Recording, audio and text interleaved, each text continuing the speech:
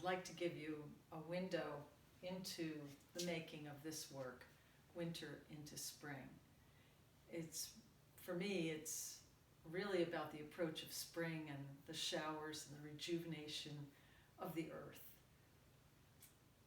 This is a drop installation, and that means it actually comes apart and put back together. I have the tracks, upper and lower, made by a fabricator. The upper track actually is recessed about 1/4 of an inch so that you cannot see what I'm going to stitch through there, a drop on a stainless steel wire. The back is a sheet of stainless steel that I've sanded to a slight shimmer. The front sheet of glass, and I don't know if you can see it, but there are ripples in it. So I've taken that sheet of glass to my lower studio, and I've set it in a kiln above a bed of pins, and I've let that surface just slump just a little bit to reflect the ripples of water. Once it's cooled, I'll acid etch it. Now on the surface of the acid etching can, it says do not brush, but that is exactly what I want. I love that painterly aspect where I'm actually painting the surface of the glass, and it's also softening that glossiness and giving it more of a skin-like texture. But I will leave, as you look, just little glints of glossiness below the surface, is what I'm thinking. I start with one drop that I've selected for this piece. And then I think about what will the next drop be? What is the hum or the resonance that I'm looking for? And so on. This will be in relation to this, and then to the whole of the work. Most of you know my story about kayaking the rivers of western Pennsylvania and a storm kicking up and a sheet of water coming toward me and through me, and the air completely changing and smelling so fresh. And I asked myself, what would my new work look like because of that moment? And then I forgot about it because I had to keep paddling. 3 months later, I woke up from a lucid dream.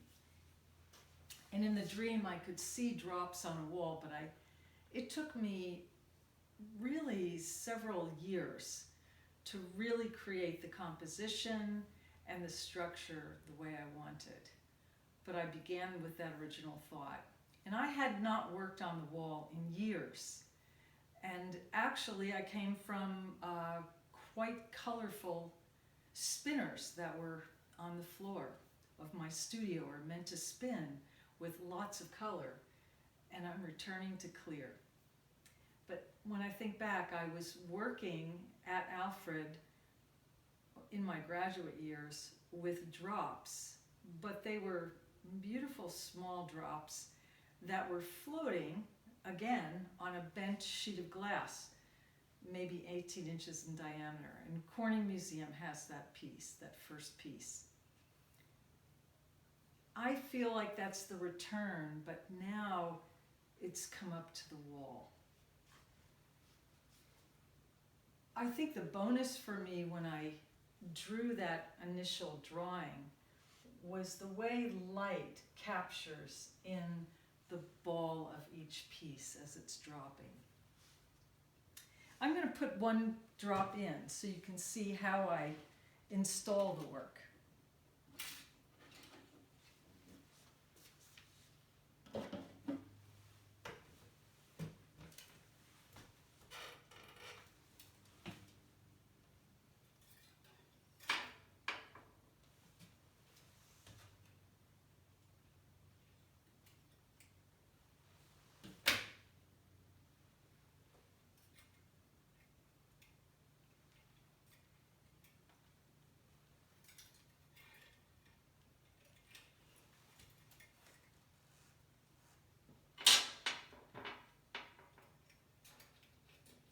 so I'm weaving this line, it's a stainless steel wire, up through the top track.